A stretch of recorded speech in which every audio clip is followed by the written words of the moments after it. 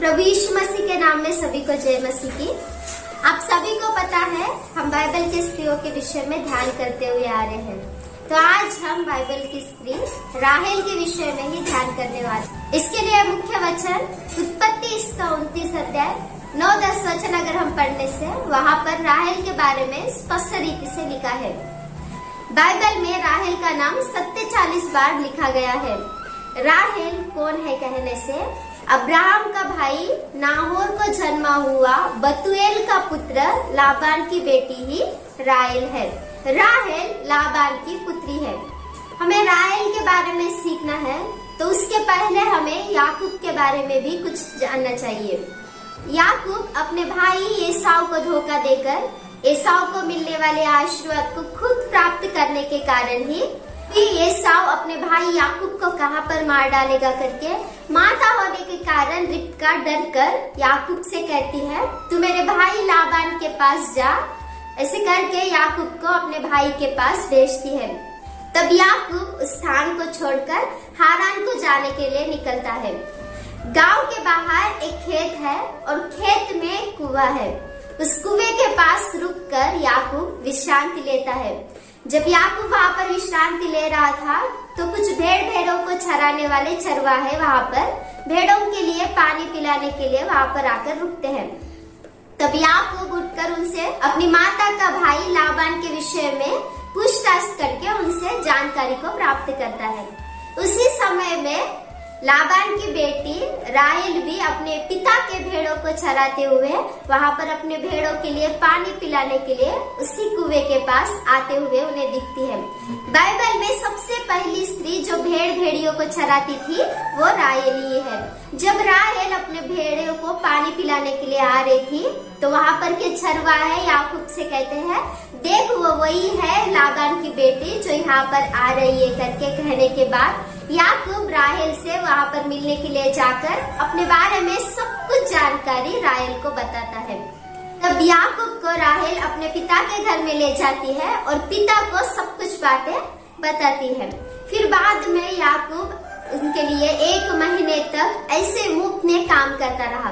लाबान याकूब के काम को देखकर याकूब से कहता है तू मेरा मेहमान है तो क्या तू मेरे लिए मुफ्त में काम करेगा?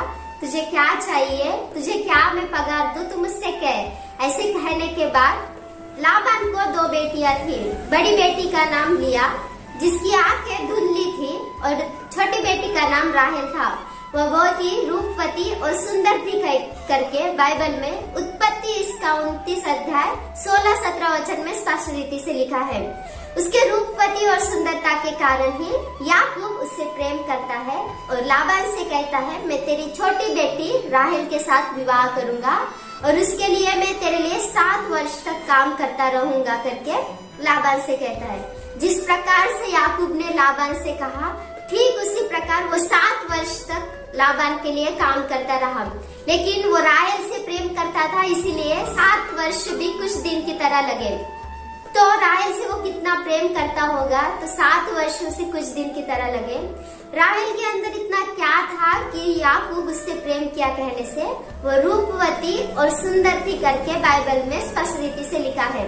श्रृंगार 2 प्रकार के हैं। पहला आत्मिक श्रृंगार और दूसरा शारीरिक श्रृंगार। इसके बारे में अगर हम देखने से पहला शमूएल इसका 16 अध्याय इसके 7वें वचन में परमेश्वर ही शमूएल से कहते हैं कि मैं बाहरी रूप को नहीं परंतु मनुष्य के मन को देखता हूँ। परमेश्वर हमारे बाहरी रूप को नहीं देखते, हमारे मन के रूप को देखते हैं। इस विषय में पतरस क्या कहते हैं कहने से पहला पतरस इसका 3रा अध्याय इसके 3-4 वचन को पढ़ने से वहाँ पर स्पष्ट रीति से लिखा है कि हमारा श्रृंगार शारीरिक नहीं परंतु आत्मिक रहना चाहिए क्योंकि ऐसा श्रृंगार परमेश्वर को पसंद है करके वहाँ पर स्पष्ट रीति से लिखा गया है। उसी प्रकार से सुलेमान ने भी कहा नीति वचन इसका 31 अध्याय 30वें वचन में इस प्रकार से लिखा है शोभा तो झूठी और सुंदरता व्यर्थ है परंतु जो स्त्री परमेश्वर के ऊपर भय के साथ रहती है कि प्रशंसा की जाएगी करके परमेश्वर के वचन में स्पष्ट रीति से लिखा है। तो परमेश्वर क्या चाहते हैं कहने से, हमारा श्रृंगार दिखावटी या बाहरी रूप का नहीं, परंतु हमारा श्रृंगार आत्मिक रूप से मन के अंदर अच्छे से रहना चाहिए करके परमेश्वर ये पहले पॉइंट के द्वारा राहेल के जीवन से हमें सिखा रहे हैं। राहेल भी रूपवती और सुंदर थी, इस कारण से ही याकूब ने राहेल से प्रेम किया। इसीलिए 7 वर्ष तक लाबान के लिए उसने काम किया, और जब 7 वर्ष पूरे हुए तब याकूब लाबान से कहता है, अब मेरा विवाह राहेल के साथ कर दो। उस समय में लाबान ने याकूब को धोखा देकर रात के समय में राहेल के बदले लिया को उसके पास भेजता है। अब यहाँ पर एक बात याद कीजिए, याकूब ने भी अपने भाई एसाव को धोखा देकर ही यहाँ पर आया था। अब लाबान ने भी उसे धोखा दिया। इसीलिए ही हमें कभी किसी को धोखा नहीं देना चाहिए, क्योंकि वचन में इस प्रकार से लिखा है, गलतियों इसका 6वां अध्याय 7वें वचन में इस प्रकार से लिखा है, धोखा न खाओ, परमेश्वर ठट्टों में उड़ाया नहीं जाता, जो आप बोते हो उसी को काटोगे करके वचन में स्पष्ट रीति से लिखा है। यहाँ पर भी अगर हम देखने से एसाव को याकूब ने धोखा दिया, इसीलिए लाबान ने धोखा दिया।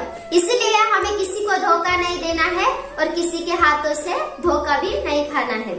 तब सवेरे जब याकूब उठता है और पास में लिया को देखता है, तो लाबान के पास जाकर कहता है, तूने मुझे धोखा दिया।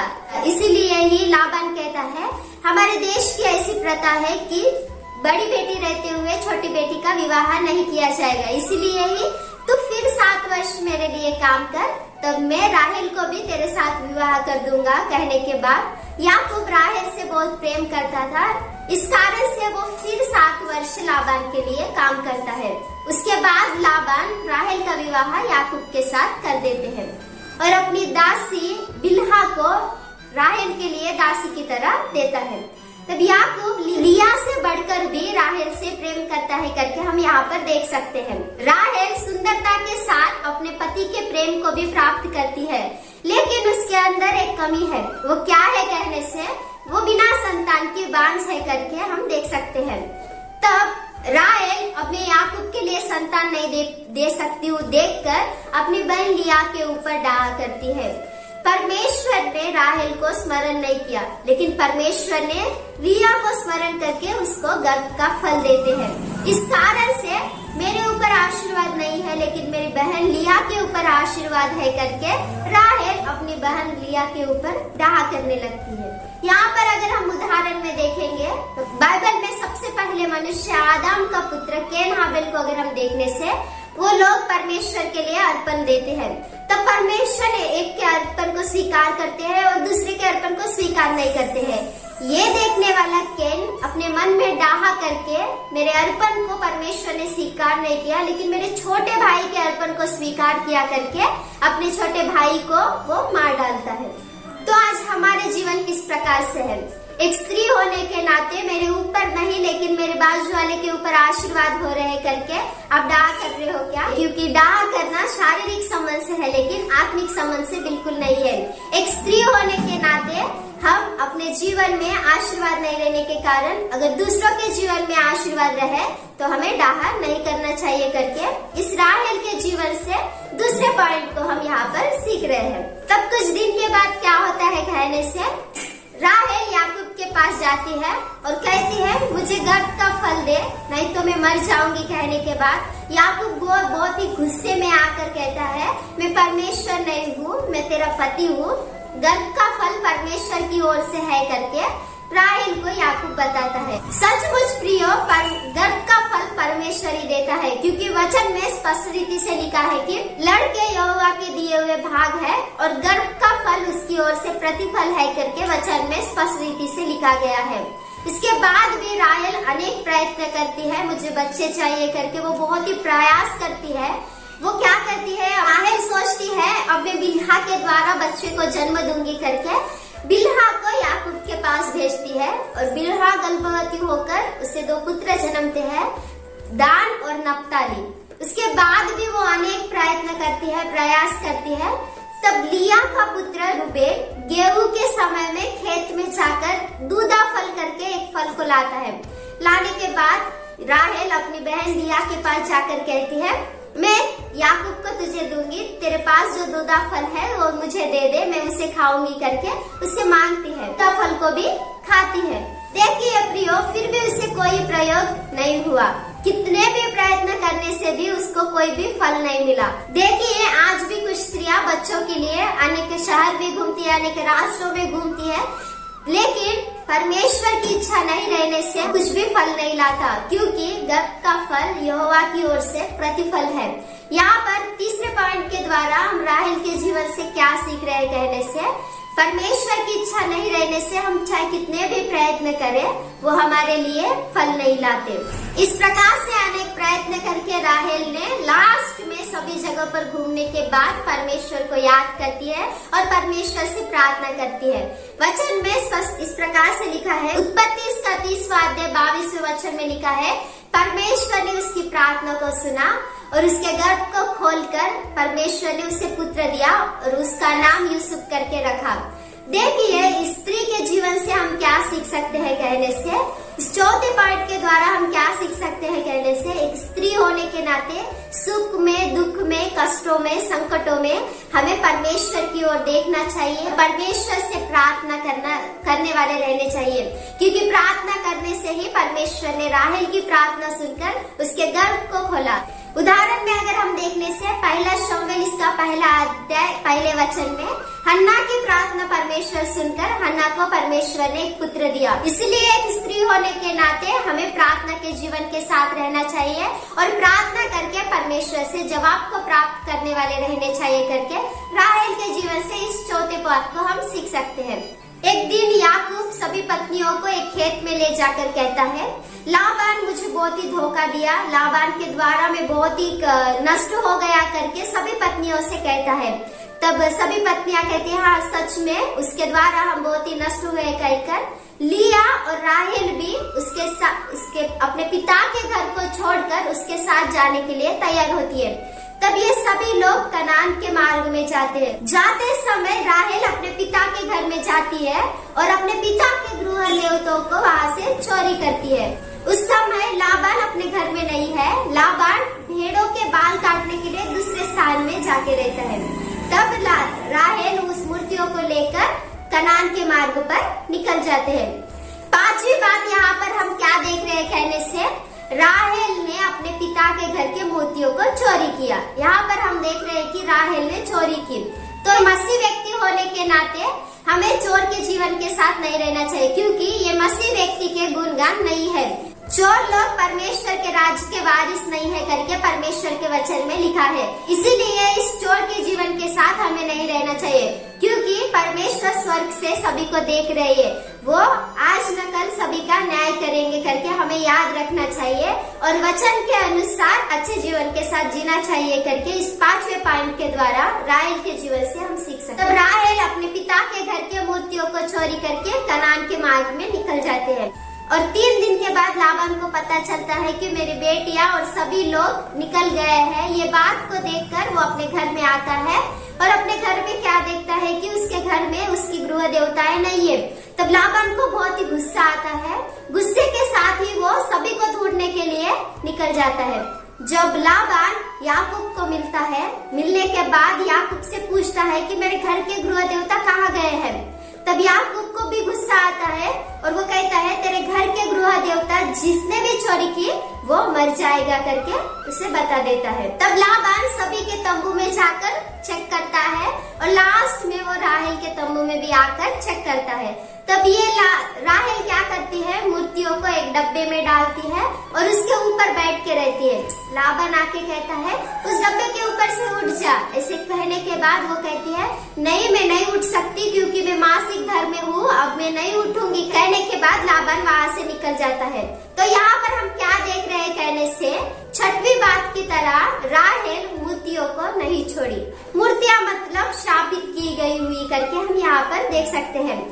अगर हम उदाहरण में देखेंगे तो यहोशू इसका 6वां 7वां अध्याय अगर हम पढ़ने से वहाँ पर आकर ने क्या किया, श्रापित वस्तुओं को अपने घर में लाकर वो और उसका घर पूरा नाश हो गया।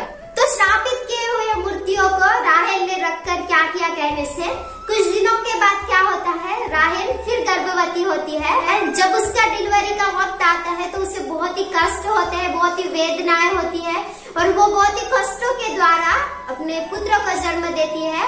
उसे बिन्यामीन करके नाम रखकर वो मर जाती है। ये क्यों मर गई कहने से इसने श्रापित मूर्तियों को अपने पास में रखा और इसने अपने ऊपर श्राप को लाकर वो मर गई करके हम यहाँ पर देख सकते हैं। तो मसीह व्यक्ति होने के नाते हमें भी श्रापित वस्तुओं पर मन नहीं लगाना है, श्रापित मूर्तियों पर मन नहीं लगाना है करके हम यहाँ पर सीख रहे हैं। तब याकूब बेथलेहम के मार्ग में एफ्राता के एक जगह पर राहेल की समाधि करता है। राहेल की समाधि के ऊपर एक पत्थर का खंबा बनाता है और वो आज भी राहेल का समाधि का खंबा करके नाम लिखा गया है। देखिए, राहेल के जीवन के द्वारा हमने 6 बातों को सीखा। सबसे पहली बात, ये बहुत ही रूपवती और सुंदर थी करके हमने देखा। तो आज हम मसीह होने के नाते हमारी सुंदरता शारीरिक नहीं परंतु आत्मिक रहनी चाहिए करके हमने पहले पॉइंट में सीखा। दूसरे पॉइंट को अगर हम देखने से उसने अपने बहन लिया के ऊपर डाह किया। तो एक मसीह व्यक्ति होने के नाते हमें किसी दूसरे बाजू के व्यक्ति को देखकर, दूसरे व्यक्ति के आशीर्वाद को देखकर हमें कभी भी डाह नहीं करना चाहिए।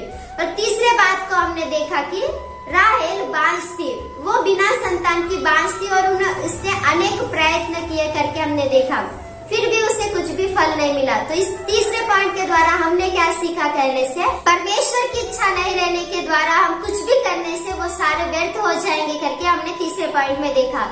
और चौथे पॉइंट को अगर हम देखने से उसने परमेश्वर से प्रार्थना की। हमें भी किसी भी परिस्थिति में, चाहे सुख में दुख में, परमेश्वर को देखकर ही प्रार्थना करना चाहिए करके हमने चौथे पॉइंट में देखा। और हमने 5वें पॉइंट को देखा कि राहेल ने अपने पिता के घर के मूर्तियों को चोरी किया। तो मसीह व्यक्ति होने के नाते चोर का जीवन हमें नहीं रहना चाहिए करके हमने इस 5वें पॉइंट में सीखा। 6वें पॉइंट को हमने सीखा कि उसने मूर्तियों को नहीं छोड़ा, उसने श्रापित मूर्तियों को अपने पास में रखकर अपने जीवन को उसने नाश किया। तो मसीह व्यक्ति होने के नाते श्रापित वस्तुओं को हमारे पास नहीं रखना चाहिए करके हमने 6वें पॉइंट में देखा। ये 6 बातें हम राहेल के जीवन से सीखे। परमेश्वर इन बातों को आशीष दे। आमीन। Praise Lord.